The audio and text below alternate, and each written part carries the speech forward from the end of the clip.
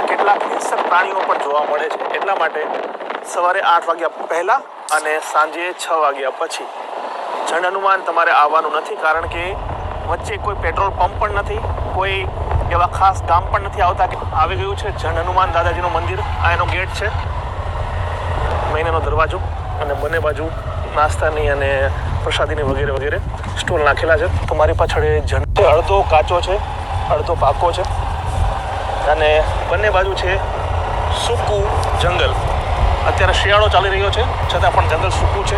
અહીંયા તમને કોઈ પ્રાઇવેટ વાહન નહીં મળે, માત્ર ને માત્ર તમારે પોતાનું વ્હીકલ લઈને આવવું પડશે, કાં તો પછી જ્યાંથી તમે આવતા હો ત્યાંથી ભાડે કરીને આવો તો પણ વાંધો નહીં. અહીંયા કેટલાક હિંસક પ્રાણીઓ પણ જોવા મળે છે, એટલા માટે સવારે 8 વાગ્યા પહેલાં અને સાંજે 6 વાગ્યા પછી જન હનુમાન તમારે આવવાનું નથી, કારણ કે વચ્ચે કોઈ પેટ્રોલ પંપ પણ નથી, કોઈ એવા ખાસ ગામ પણ નથી આવતા. કે આવી ગયું છે જન હનુમાન गेट है, बस यही गेट से एंटर होना है. ये हम आ गए हैं मेन एंट्रेंस में. यानी ये पूरा जो मंदिर का परिसर है वही है. और यहाँ सावन मास में पूरा पार्किंग फुल मिलता है. यहाँ पे हमने जहाँ कार पार्क की है वहाँ से जस्ट 3-4 मिनट का वॉकिंग डिस्टेंस है. और यहाँ पे आपको प्रसादी, श्रीफल, दिया, तेल जो भी आपको चाहिए यहाँ से आपको मिल जाते हैं. और साथ साथ यहाँ पे खाने पीने के ऑप्शंस भी है. अगर आप नॉर्मल सैटरडे में आते हो तो भी आपको यहाँ पे काफी ऑप्शंस मिल जाते हैं.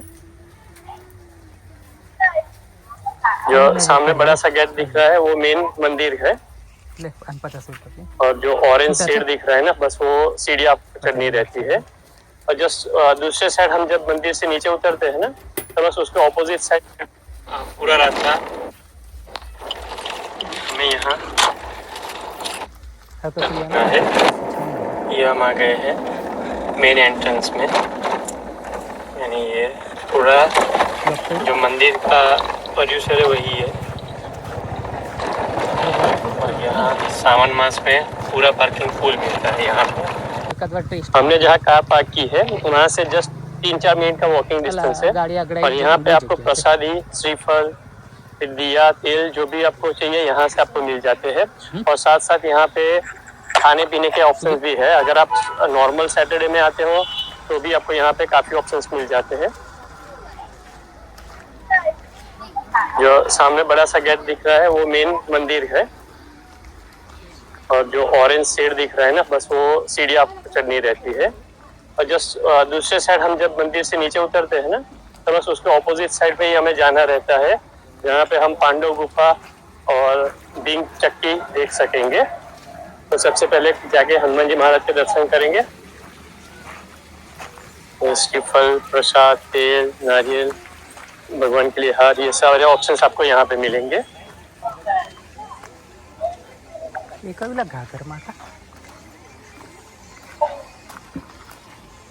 जैसे मैंने आगे बोला था, जहाँ पूरी सीढ़ियाँ यहाँ पे है,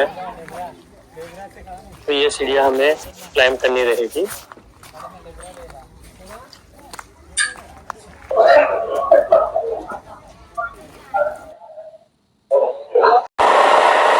મહિનાનો દરવાજો, અને બંને બાજુ નાસ્તાની અને પ્રસાદીની વગેરે વગેરે સ્ટોલ નાખેલા છે. તમારી પાછળ એ જન હનુમાનજીનું મંદિર છે. મંદિર ખુલવાના સમયની વાત કરીએ તો સવારે 6 વાગે ખુલી જાય છે.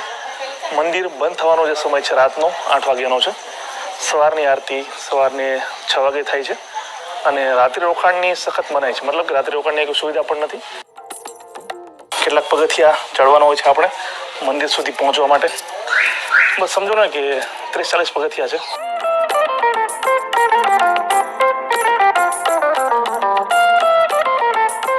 આપણે અત્યારે આવી ગયા છીએ જન હનુમાન મંદિરની એકદમ બહાર. સામે છે દાદાની મૂર્તિ. દાદાનો ઇતિહાસ પણ આપણે જાણીશું. ત્યાંના જે પૂજારી છે તેની પાસેથી ઘણા બધા વિદ્યાર્થીઓ આવેલા છે, ઘણા બધા ભક્તો પણ છે. તમે ક્યાંથી આવો છો?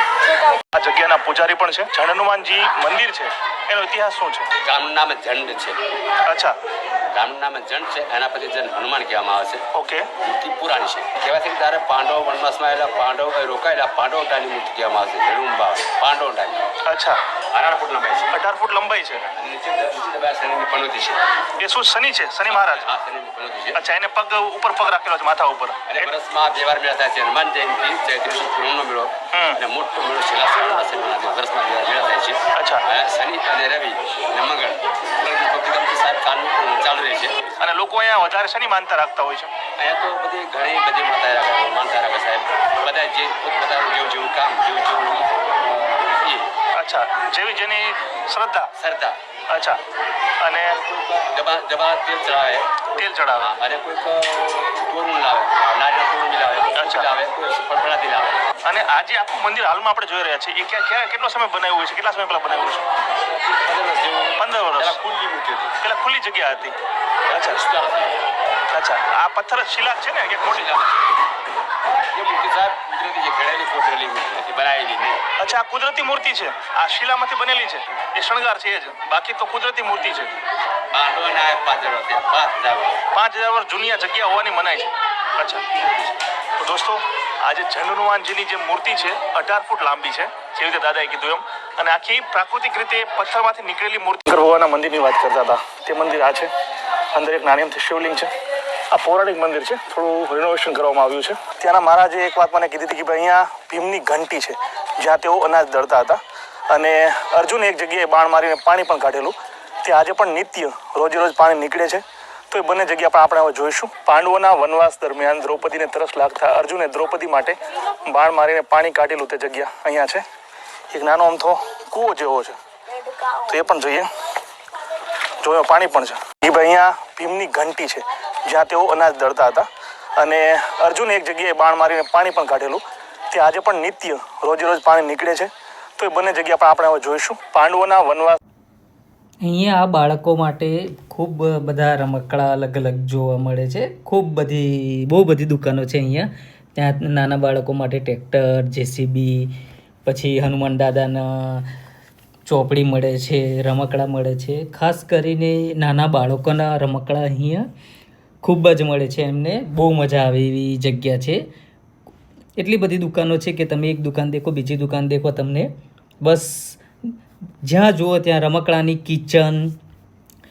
કિચનના સેટ મળશે, હાથમાં પહેરવાના કડા, પછી લેડીઝના બ્રેસલેટ મળશે, અને આ બધું રમકડાને એવું બધું ખૂબ પ્રમાણમાં મળે છે. એટલે ત્યાં અહીં આવો તો તમને બાળકોને મજા આવશે. હવે આપણે આગળ જઈશું કે જ્યાં અર્જુને તીર મારીને દ્રૌપદી માટે પાણી કાઢ્યું. દ્રૌપદીને તરસ લાગતા અર્જુને દ્રૌપદી માટે બાણ મારીને પાણી કાઢેલું તે જગ્યા અહીંયા છે.